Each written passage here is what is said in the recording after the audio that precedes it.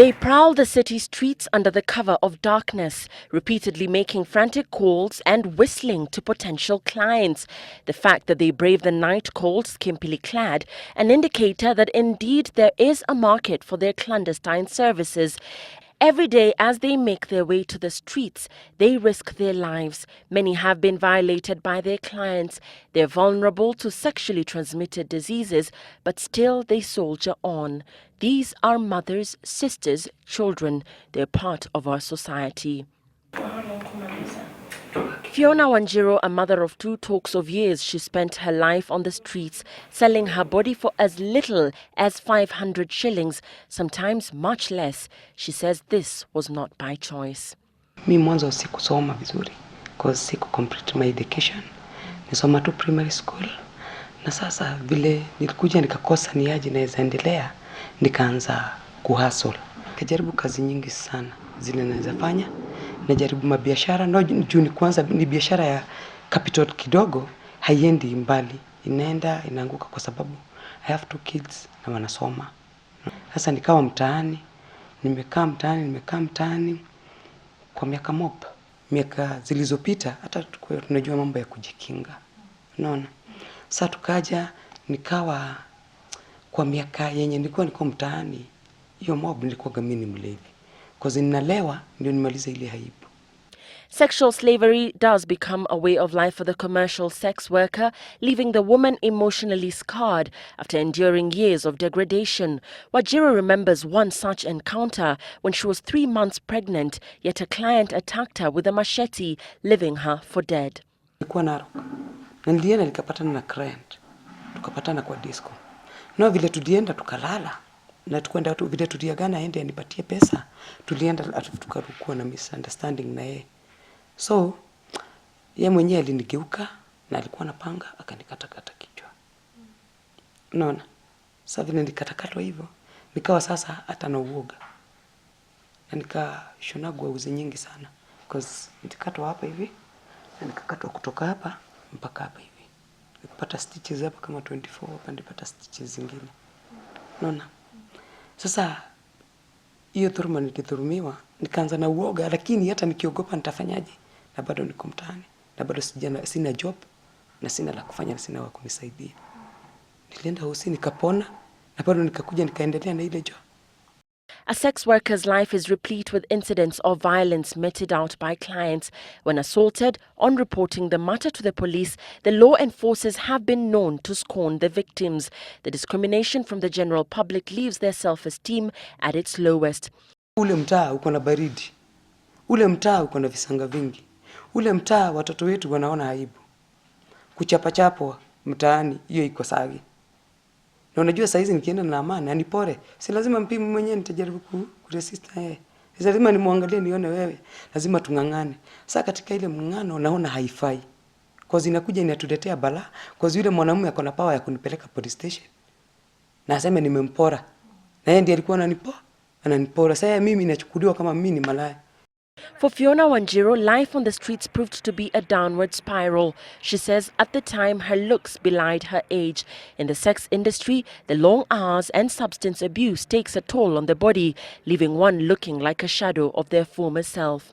Hii pesa, kuna wakati msimu inafikaga hiyo pesa inapotea.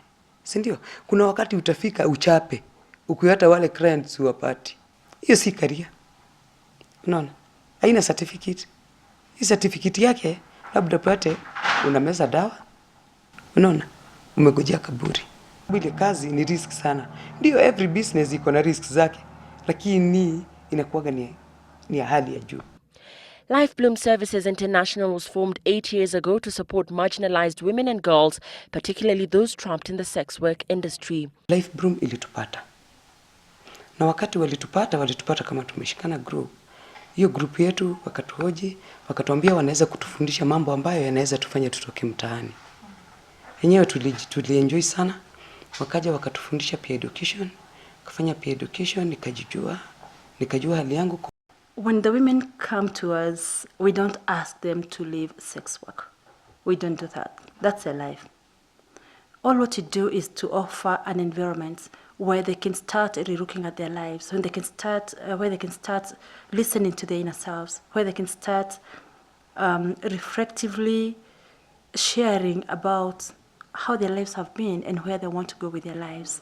Thanks to LifeBloom International, girls like Fiona have had their dignity restored by being offered counseling services as well as vocational training opportunities. Today, LifeBloom has at least 4,000 girls enrolled on its program. Each one of us has played a role in pushing the women and the girls into the streets. No matter how clean we think we are or we feel we are, no matter how morally upright we feel we are, if we never raised a voice when the girls were sent away, if we never raised a voice when the women were sent away by their husbands and then they came to our homes and we shunned them, if we never raised a voice when the boys were taken to school and because there was not enough money the girls remained at home, then we got to raise a voice now. LifeBloom trains peer educators and mentors, all of them former sex workers, who go out and scout for commercial sex workers and encourage them that there is a better way for them to lead their lives. Fiona Wanjiru represented Kenya in the International Conference on AIDS in Africa, held in Addis Ababa, Ethiopia last year. Out of her allowance money, she bought a laptop, which she's extremely proud of. Mbeleni si kusema ukweli sikuwa najipenda. Wamefanya nijipende. Wamefanya nitoke mtaani. Sasa unaona nimepata mpaka ile roho ya kurudi shule na kujitambua nimerudi primary. Sasa niko class 7. Next year nafanya class 8.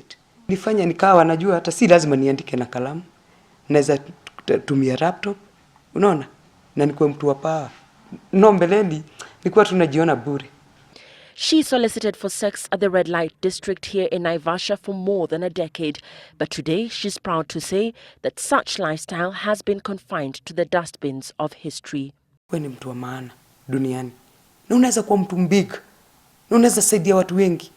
Na unaweza pia jisaidia. Sasa hivyo ninaonaga. Siwezi rudi chini. Juu badala ya kurudi chini mimi naendeleaga tu juu. Unaona? Na nataka kwa maisha yangu. Na hiyo ndio nasemaga. Kila mwanamke ambaye amekuwa akiteseka na watoto wake akiwa peke ajionage pale juu ya mlima. Akiangalia ile kazi poa amefanya, ile kazi poa amefanya. She has known pain, suffering, and knows the struggle of a mother seeking to put food on the table for 2 children, house them, and educate them. Today we celebrate her because she dared to dream, and what is left is for society to embrace this lady who has the courage to speak out and attest to the fact that one's past is not necessarily a determinant of the future.